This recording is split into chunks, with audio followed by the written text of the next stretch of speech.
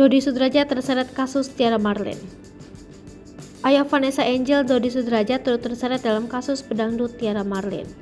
Belum lama ini, Puput menanggapi Dodi Sudrajat terseret dalam kasus Tiara Marlin yang kini berstatus tersangka.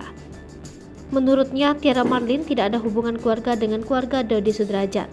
Namun setelah perkara ini, Tiara Marlin justru membawa-bawa nama orang lain untuk terseret kasusnya. Puput melanjutkan bahwa dirinya tak ingin berkomentar lebih terkait kasus Tiara Marlin yang membuat mantan suami turut terseret. Diberitakan sebelumnya, pihak kepolisian akan memanggil Dodi untuk menjalani pemeriksaan sebagai saksi.